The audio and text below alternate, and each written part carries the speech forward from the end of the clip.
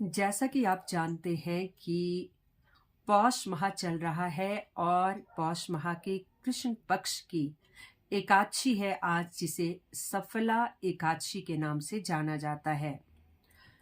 सफला एकादशी सभी एकादशियों की तरह ही अपना एक विशेष महत्व रखती है और इसके पीछे भी एक विशेष कथा जुड़ी है।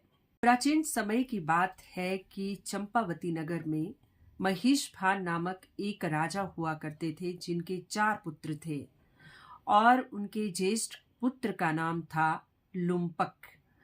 लुम्पक ज्येष्ठ पुत्र तो था, लेकिन वो बहुत ही उदंड था। वो ब्राह्मणों, वैष्णवों, पंडितों, ऋषि मुनियों के बारे में गलत बातें करता था, उनका अनादर करता था, पर स्त्रीगामी था और पिता के धन का अपव्यय करता था, जुआ खेलता था, चोरी करता था और गलत संगत में था। राजा महिषपान अपने ज्येष्ठ पुत्र से बहुत दुखी हुए और उन्होंने उसे नगर से निकाल दिया। अब लुम्पक नगर से निकल गया, काफी दुखी था, क्योंकि जीवन यापन करने के लिए उसके पास कोई साधन नहीं था। लुम्पक दिन के समय तो एक जंगल में रहता और रात के समय दोबारा नगर में आता और वहां बहुत उत्पात मचाता, चोरियां करता, शराब पीता और मारपीट करता था। हालांकि राजा के सिपाही उसे पहचान कर पकड़ तो लेते, लेकिन राजा के डर से उसे छोड़ देते थे। तो इस तरह से लुम्पक दिन भर तो नगर के बाहर एक पीपल के पेड़ के नीचे रहता और रात भर पूरे नगर में उत्पात मचाता। धीरे धीरे एक दिन ऐसा हुआ कि उस समय पौष महीना चला था और कृष्ण पक्ष की एकादशी की रात थी, जो बहुत ठंडी रात थी। रात के समय लुम्पक, क्योंकि निर्वस्त्र था, उसके कपड़े फट चुके थे, तो वो एकादशी के एक रात्रि पूर्व सारी रात निर्वस्त्र ठिठुरता रहा ठंड में और जम गया, बेहोश हो गया। सुबह हुई, एकादशी तिथि शुरू हो चुकी थी और इधर लुम्पक पीपल के पेड़ के नीचे बेहोश पड़ा था। हालांकि सूर्य उस दिन काफी तेज था, लेकिन दोपहर तक भी सूर्य की किरणों के बावजूद भी लुम्पक को होश नहीं आया। होते होते दोपहर बाद लुम्पक को होश आया तो वो बहुत ठिठुर रहा था। उसे बहुत भूख लगी थी, लेकिन कमजोरी इतनी सता गई थी कि कोई पशु पक्षी, कोई पंछी वो नहीं पकड़ सका और ना ही उसे कुछ खाने के लिए मिला। लेकिन उधर ही आसपास एक दो फलों के पेड़ थे और फलों से पेड़ से जो गिरे हुए फल थे वो लुम्पक ने उठा तो लिए, लेकिन उन फलों को खाने की फिर भी उसके अंदर हिम्मत नहीं हुई। इधर एकादशी तिथि चल रही थी, रात्रि समय हो गया। धीरे धीरे एकादशी की रात्रि घिरने लगी।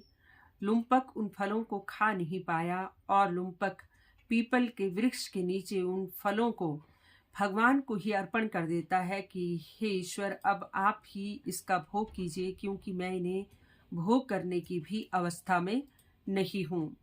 और इधर बहुत कमजोरी और पौष की एकादशी की, कृष्ण पक्ष की एकादशी की बहुत ठंडी सर्द रात थी और उस रात में सर्दी से ठिठुरते ठिठुरते लुम्पक को पूरी रात्रि नींद भी नहीं आई। तो इस तरह से एकादशी की पूरी रात्रि लुम्पक का जागरण हो गया। पूरी रात्रि वो ईश्वर को याद करता रहा। इधर पूरी रात्रि जागरण करने से और ईश्वर को फल का दान करने से और एकादशी के दिन पूरा दिन भूखे रहने से भगवान श्री हरि नारायण उस पे अत्यंत प्रसन्न हुए, क्योंकि उसने अनजाने में ही सफला एकादशी का व्रत कर लिया था। और जब एकादशी की रात्रि बीत गई, दूसरी सुबह आई, पुनः सूर्य उदय हुआ तो पुनः सूर्य की किरणों से उसके शरीर में गर्मी आई और वो देखता है कि उसके सामने एक सुंदर रथ आके खड़ा हो गया। आकाशवाणी हुई कि लुम्पक, तुम्हारी एकादशी के व्रत से मैं बहुत प्रसन्न हुआ। जाओ, इस रथ पे बैठो और अपने पिता के पास जाओ और उन्हें ये पूरी घटना सुनाओ। इस घटना के बाद लुम्पक का जीवन पूरी तरह से परिवर्तित हो गया, उसका हृदय परिवर्तन हो गया। वो अपने पिता के पास जाता है, पिता को पूरी की पूरी कथा सुनाता है, तो पिता बहुत प्रसन्न हो जाते हैं और वो लुम्पक को ही पूरा राजपाट सौंपकर वन गमन हो जाते हैं। उसके बाद लुम्पक की शादी हो जाती है, बच्चे होते हैं। लुम्पक अपनी पत्नी और बच्चों सहित श्री हरि नारायण की भक्ति में रहता। बड़ी अच्छी तरह से उसने प्रजा का लालन पालन किया और जब वृद्धावस्था को पहुंचा तो लुम्पक अपनी पत्नी सहित वनगमन को चला गया और वहां पर सदा भगवत ध्यान में ही लगा रहता था। और इस तरह मरणोपरांत लुम्पक को मोक्ष की प्राप्ति हुई और वो जन्म मृत्यु के बंधन से छूट गया। तो इस तरह आज जो ये सफला एकादशी है, इसका व्रत जो भी कोई करता है, निराहार रहता है और फलों का अर्पण करता है श्री हरि नारायण को, साथ में रात्रि जागरण भी करता है, तो उसे श्री हरि नारायण की कृपा मिलती है।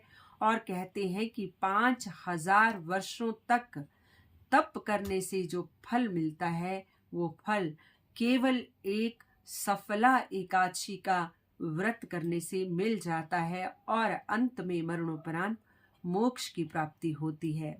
तो आज के लिए इतना ही।